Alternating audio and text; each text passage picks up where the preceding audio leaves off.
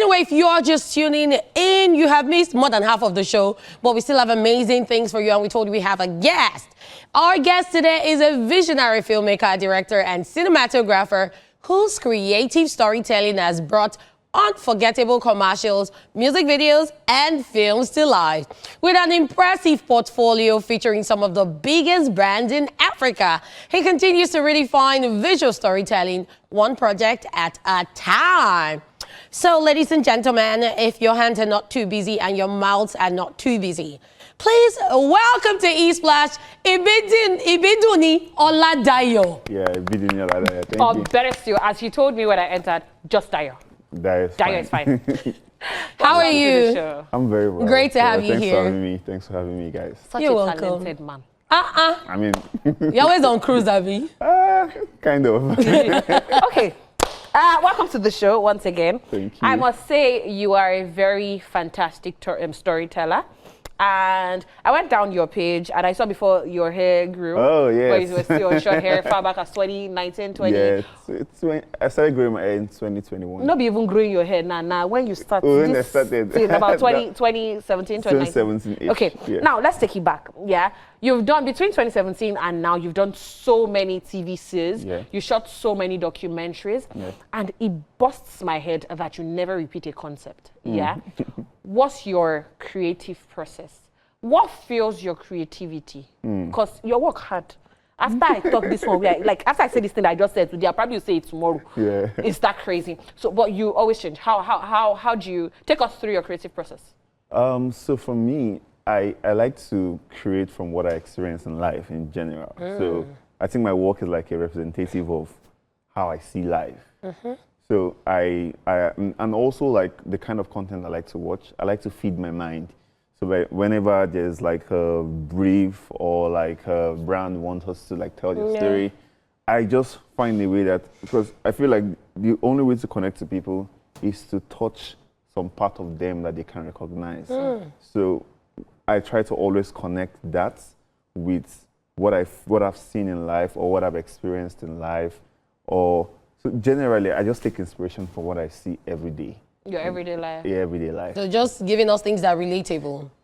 Has to be relatable. That's the core of my like work. the Nigerian prince. Aha, very relatable. So from everything you've said, a lot of people are wondering, what does this guy do? Who is he? Take us through your story. How did this whole process start for you and you getting to where you are now? Because I'm sure there are a lot of people out there that are like, oh, I do this. I record. I'm a content creator. I shoot film. I'm a cinematographer.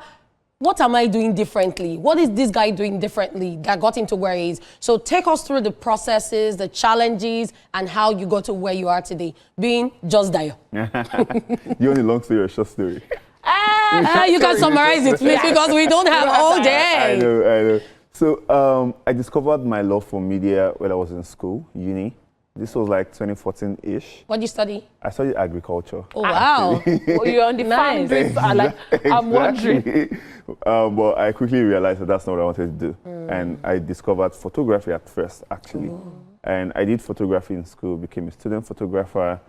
And down the line, I supported myself with that through school and then graduated. Quick question. So now they snap all those under the tree picture. Hey, you see? They'll not put filter. They'll not write nature in the morning. Or if you say come to my studio, now give them eyes too. Then I do. We did all that too.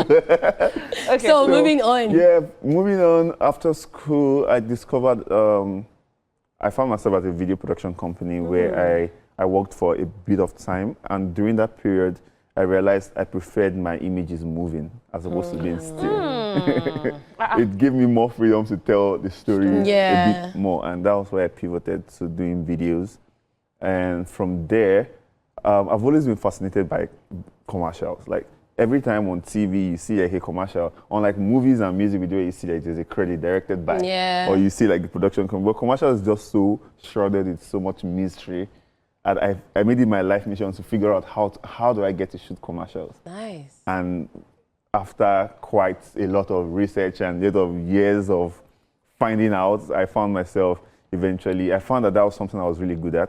And I found myself shooting a lot of commercials. Here I am wondering what your biggest break was. or how you broke into that commercial space? Because you said you did a lot of research. Yeah. Yeah. So how did you break into that space? For international companies, I must add. Exactly.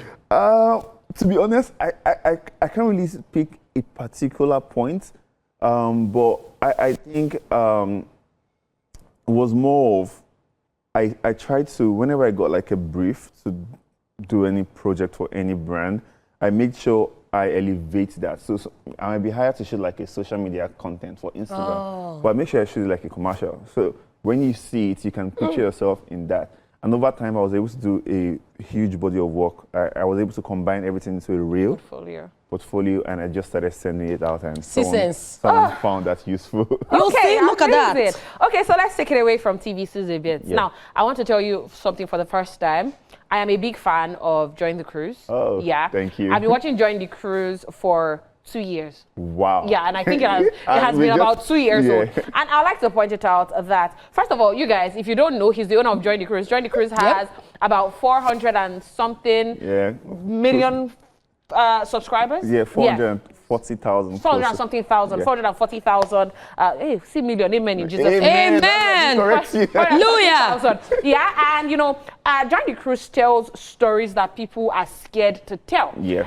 Your first video on Join the Cruise was should you have sex before marriage? Exactly. That was the first video you put out. Yeah. And aside that, you've put out, oh, I'm an HIV positive person, ask me questions. Yeah. You've put out, oh, guess the Nepo baby and the Lapo baby. You put out culture, politics, topics people run away from. The feminist hates men. Exactly. Questions that people would never really answer. Yeah. Now, you look like you are 12. Like, you have a very, very calm face that does not look like, you know, you are capable of such, I don't even want to call it mystery, of such chaos. Yeah. Yeah.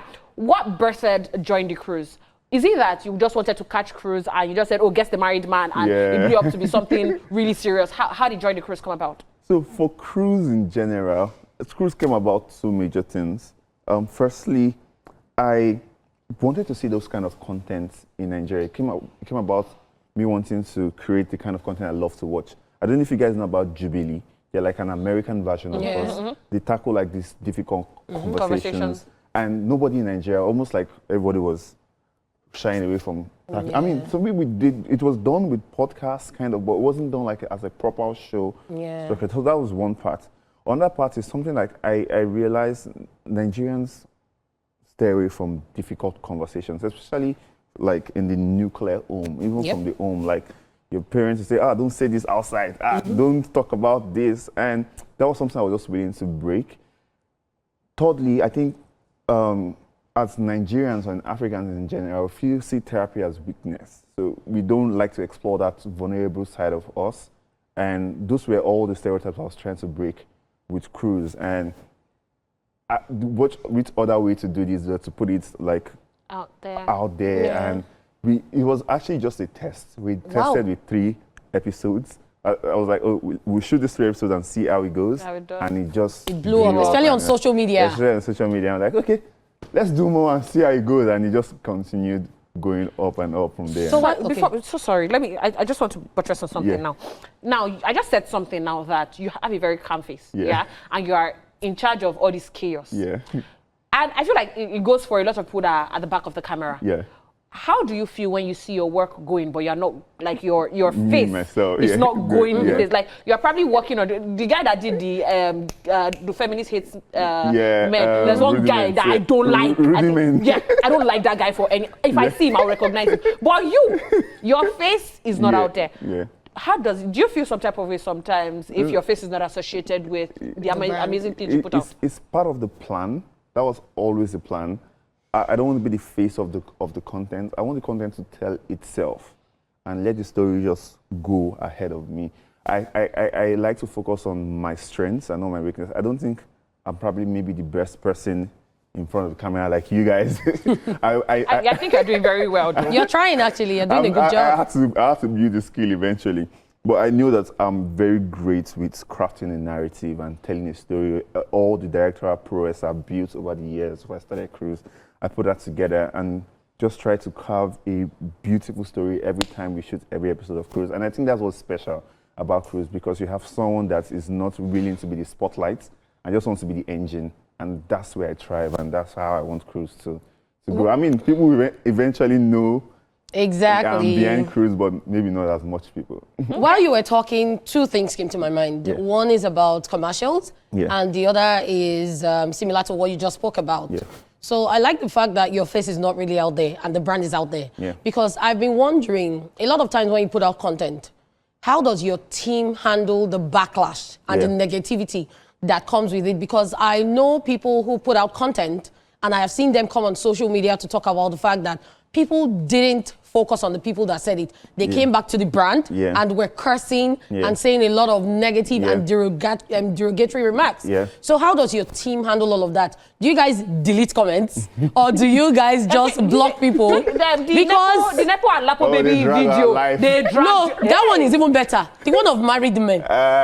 People were cursing. God forbid. Is this somebody's husband? Like, how do you people deal with that? That's the first one. So I think, firstly, I think it comes with transparency of the kind of content we create. It's very boldly written on a channel that, like, we are here to tackle difficult conversations through exploring vulnerability. Nigerians don't care. So I know they don't care, but with consistency, I know they will get used to it. That this, if you're watching this channel, expect this, and we are not willing to change that for anybody's backlash. I mean, my entire team, they're all briefed. I've told them severally, Cruise will be dragged. They will be in short, we've not even experienced our worst dragging yet with some topics we're about to do. But yeah, I think that's just what the brand is. And we suffer from it a little bit because maybe some brands don't want to associate, they don't want to attribute controversial topics. Yeah. But that's fine. We are willing to take that risk on this brand and build it to the point that everyone will get on the program and understand that this is what these guys do. And they do it because we want to challenge stereotypes and change narratives, not because we just want to trend. That's nice. So before we let you guys go, because you guys is you and your brand. So I've been wondering, it's something I've been thinking about for a long time. I remember growing up, we had commercials that even till date, if we hear them, commercials, movie series, trailers, we sing and dance along. But these days, it seems like people are really lazy when it comes to commercials. They're really laid back. And now, with AI, a lot of people just give AI and say, give me this, deliver this. So how do you tackle the advent of artificial intelligence and lazy people complaining that, oh, it's cheaper with AI. Why are you giving me such budget? And moving forward, what should we expect from you? I think that's a very important conversation to have. Personally, for me, I'm not against AI. I embrace it. Because there's one oil brand. Don't do that. I know the brand. I see it pop up like I'm like, Well, so that's what made me ask the question. Counter advert. I'm sorry, I don't buy that oil. I don't because of that advert. What kind of wave is that? Exactly. So that's the bad use of AI. I use AI in my work in a way that you would not even tell. In a way that it helps the story and it's not striking to the audience that this is AI. And I'm totally against the use of end-to-end AI. I think AI should come as a tool. The same way you have a Premiere Pro and you have effects to use in Premiere Pro to tell your story, and when you're editing, that's how we use AI internally. Maybe in some cases to create like maybe one tiny background that you will never even realize that was created. So it's you can even use banana. It's a mix of traditional and AI. Because to be honest, AI is not going anywhere. It's here to stay. But the people that know how to use AI the best will be the ones to survive the next generation of filmmaking.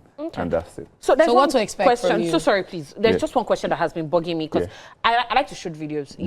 And I shoot a video and I put it out and it looks like that. And you shoot that same video and there is a cinematic effect to it. How do you, what's that one thing that makes a difference? Yes, for that filmmaker that is watching, that wants to, delve into that? I think firstly is a deep knowledge of understanding how camera works, firstly.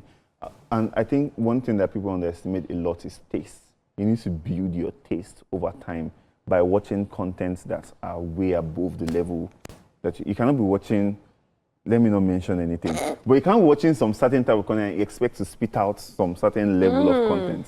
Do you get? So I protect my mind with exactly what I watched. That by the time it's time for me to recreate that kind of I'm not going to watch work. that oil. Exactly, don't watch that. Exactly. I know things are already in my head that what I'll garbage in, garbage out. Basically, I think that's one key thing, and also build knowledge in your work in terms of cinematography. Nice. So what should we expect from you, and how do people contact you on social media? You can reach me on social media. My Instagram handle, Ibiduniola. I think that's where I'm most active on Instagram specifically. What to expect from me and from Cruz?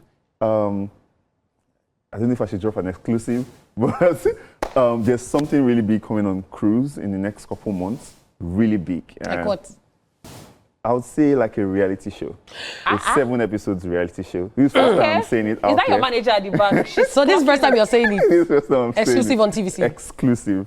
All So right. when it's out, everyone will see it by then. And yeah, maybe expect a movie from me next Okay. year, very soon, yeah. All right. Thank you so much, Ibidunni, for coming on the show. Thank Just you. Jayo. Just Jayo. Or if anyone works, But honestly. just Jayo. And that's it with our guest for today. This is where we call it a wrap. Coming up